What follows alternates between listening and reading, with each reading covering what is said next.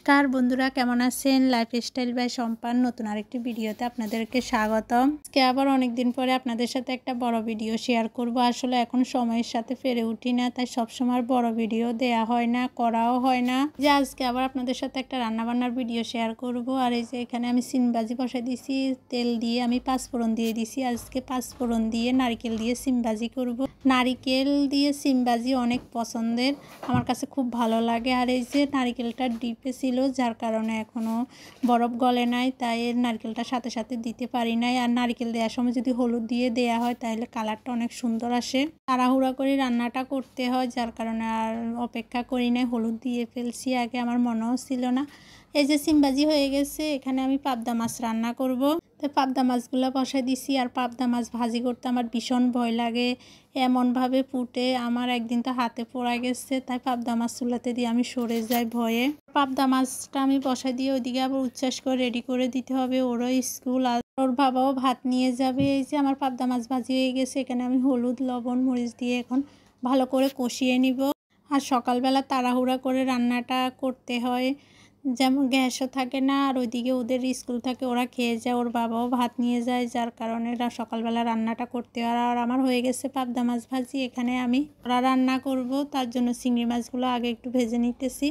আর ছড়াগুলো হালকা একটু জল গেলে নিছি। অনেক সময় ছড়াতে গলা ধরে, যার কারণে হালকা একটু জল গেলে নিলে ওই ভয়টা থাকে না।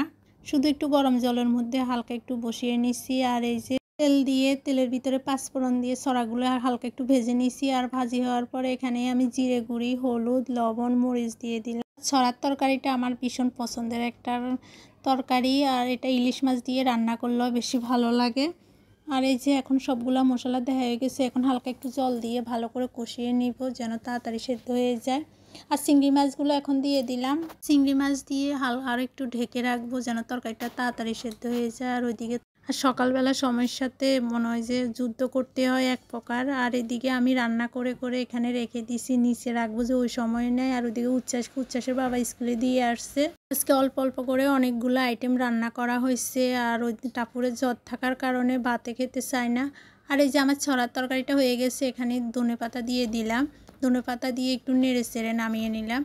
আর কয়েকটা ছড়া আমি একটু চামিচের সাহায্যে ভেঙে দিছি, যেন তরকারিটা ঘন ঘন হয়। আর ওইদিকে টাপুর তো কিছু দিয়ে ভাত খেতে চায় না, জ্বর হওয়ার পর থেকেও কিছু দিয়ে ভাত খেতে চায় না। যদি একটু চিংড়ি মাছ ভুনা করি তাহলে ওটা দিয়ে কয়েকটা ভাত খায়, আর এর জন্য চিংড়ি মাছ কয়েকটা ভুনা করতেছি। এই তরকারিটা বসাই দিয়ে আমি অনেকগুলা কাজ করে আসছি, বিছানা, ঘর গুছানো, ফাঁকে ফাঁকে অনেক কাজ করে আসছি। আর যেহেতু গ্যাস একদম কমে গেছে, যার কারণে রান্না করতে দাঁড়ায় দাঁড়ায় অনেক সময় নিয়ে রান্না করতে হয়। চিন্তা করতেছি রান্নাটা শেষ হতে হতে চুলার আঁচটা কেমন থাকে, পরে চা খেতে পারবো কিনা। আর আমাদের তো প্রতিদিনই এভাবে চা খাওয়া হয়। যেদিন সকালে ঘুম থেকে উঠে হালকা একটু কাজ টাজ করে চা বসাই, ওই দিন ভালো করে চা খেতে পারি। আর না হলে রান্না বান্না শেষ করতে করতে চা খাওয়ার জন্য আর আগুন থাকে না, একদম চুলার আঁচ একদম কমে যায়। নামে এক কাপ চা খাই মনকে সান্ত্বনা দেওয়ার জন্য। আর এই যে আমার রান্না চিংড়ি মাছটাও হয়ে গেছে। আর ওইদিকেও টাপুরেরও পরীক্ষা, ওর আজকে বিকালবেলা পরীক্ষা।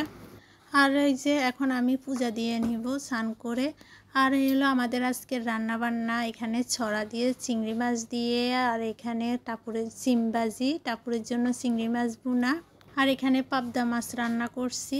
আর আমার ভিডিওটা কেমন লাগছে অবশ্যই কমেন্ট করে জানাবেন, আর আমার পাশে থাকবেন। সবাইকে অনেক ধন্যবাদ। আর ভিডিওটা এত সময় ধরে দেখার জন্য সবাইকে ধন্যবাদ।